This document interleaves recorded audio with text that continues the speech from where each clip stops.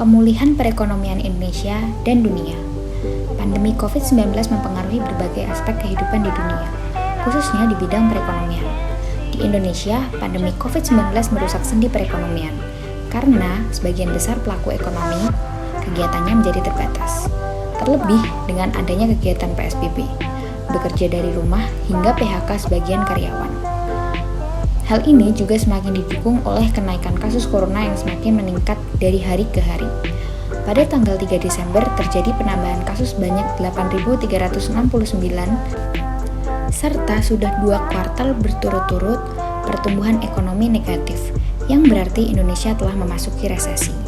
Meskipun kuartal 3 mulai membaik, namun tetap berada pada zona negatif.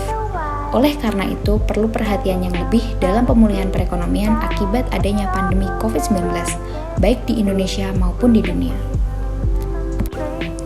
Langkah pemerintah menangani peristiwa luar biasa. Perpu nomor 1 tahun 2020 dan UU nomor 2 tahun 2020 merupakan dasar hukum bagi pemerintah untuk menyesuaikan kebijakan fiskal secara fleksibel. Pemerintah dapat terus melakukan realokasi anggaran tanpa melalui proses yang normal. Defisit anggaran negara harus segera dikembalikan ke batas maksimal 3% pada tahun 2023.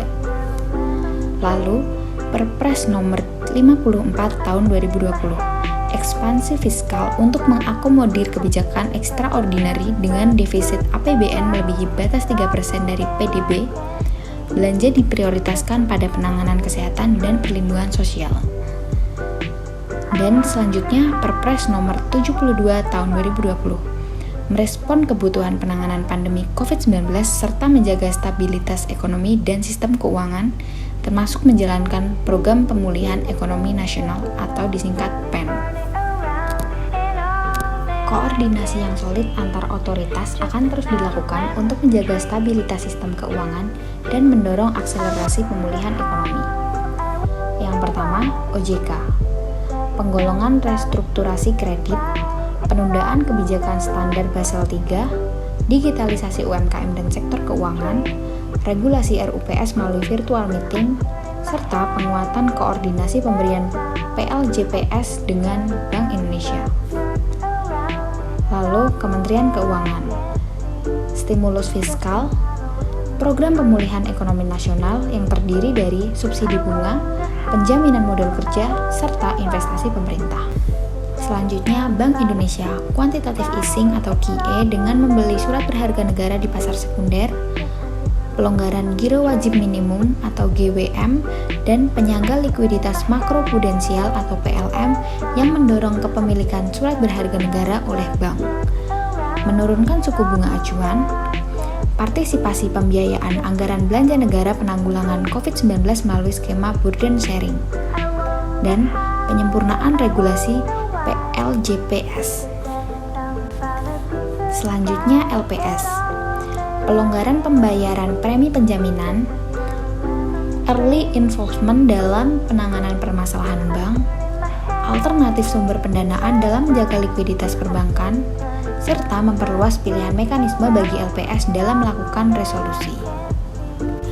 Aspek penting pendorong pemulihan ekonomi nasional.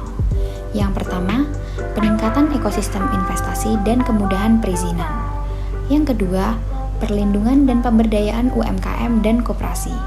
Yang ketiga, ketenagakerjaan. Yang keempat, pengadaan lahan. Yang kelima, riset dan inovasi. Yang keenam, investasi pemerintah pusat dan proyek strategis nasional. Yang ketujuh, kemudahan berusaha. Yang kedelapan, kawasan ekonomi. Yang kesembilan, dukungan administrasi pemerintahan. Dan yang terakhir, penegakan hukum yang jelas dan adil. Dukungan untuk dunia usaha. Anggaran pemulihan ekonomi nasional yang terbagi menjadi UMKM, korporasi, dan BUMN. Di sektor UMKM, subsidi bunga sebesar 34,15 triliun, insentif perpajakan sebesar 28,6 triliun, penjaminan untuk kredit modal kerja baru UMKM sebesar 125 triliun, sektor korporasi, insentif perpajakan dunia usaha yang terdiri dari pembebasan PPh, pengurangan angsuran PPh, serta pengembalian pendahuluan PPN sebesar 34,95 triliun. Lalu, penempatan dana pemerintah di perbankan dalam rangka restrukturasi debitur UMKM sebesar 35 triliun. Selanjutnya, sektor BUMN. Penyertaan modal negara atau PMN, pembayaran kompensasi, talangan investasi modal kerja, dukungan dalam bentuk lain seperti optimalisasi BMN, pelunasan tagihan, loss limit penjaminan, penundaan dividen, penjaminan pemerintah, pembayaran talangan tanah proyek strategis nasional. Alokasi bagi UMKM yang berbentuk subsidi bunga sebesar 34,15 triliun yang terdiri dari BPR, perbankan, dan perusahaan pembiayaan sebesar 27,26 triliun, KUR, UMI, Mekar, dan Pegadaian sebesar 6,4 triliun, UMKM online, LPDP, koperasi, dan lain-lain sebesar 0,49 triliun. Berikut pernyataan dari Menteri Keuangan terkait alokasi dana UMKM berupa subsidi bunga. Usaha kecil menengah yang meminjam melalui berbagai koperasi, LPDB maupun UMKM yang ada di bawah pemerintah daerah, mereka juga diberikan relaksasi subsidi bunga selama 6 bulan sebesar 6%. Jadi dengan adanya program ini, yaitu pemberian program subsidi bunga dan restrukturisasi pinjaman UMKM, maka UMKM akan mendapatkan manfaat dalam bentuk tidak membayar bunga atau berkurang pembayaran bunganya dengan anggaran mencapai 34,15 triliun. Pemulihan ekonomi nasional diarahkan pada sisi demand, yang terbagi menjadi menjaga konsumsi, mendorong investasi, dan mendukung ekspor impor. Menjaga konsumsi, percepatan dan penguatan subsidi dan bantuan sosial untuk masyarakat miskin dan rentan miskin. Perluasan stimulus konsumsi dengan fokus kelas menengah, pariwisata, restoran, dan transportasi.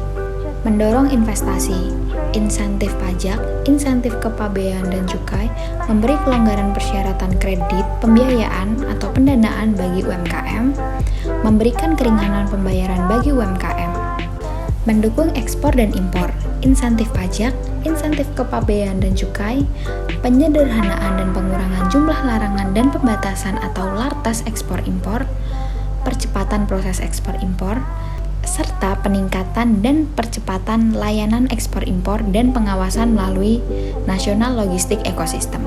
Berikut pernyataan peneliti senior Indef terkait masalah Indonesia dalam efektivitas fiskal.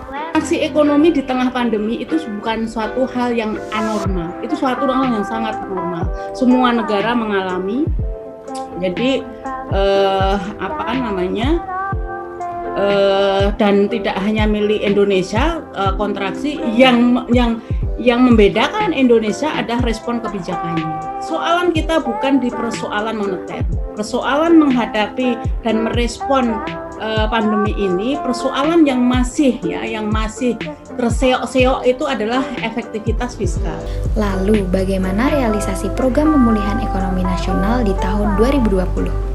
Pertanggal 23 November 2020, program pemulihan ekonomi nasional terrealisasi sebesar 60,9% atau 423,23 triliun dari total pagu anggaran sebesar 695,2 triliun. Yang berarti naik sebesar 59,57 triliun dari realisasi Oktober tahun 2020 sebesar 363,66 triliun. Bagaimanakah anggaran pemulihan ekonomi nasional tahun 2021? Berlanjutnya pemulihan ekonomi nasional pada 2021 dengan anggaran sebesar 372,3 triliun yang turun dibandingkan dengan anggaran pemulihan 2020 yang mencapai 695,2 triliun. Pemulihan perekonomian dunia. Intervensi pemerintah dunia dalam menanggulangi dampak pandemi yang berlebihan.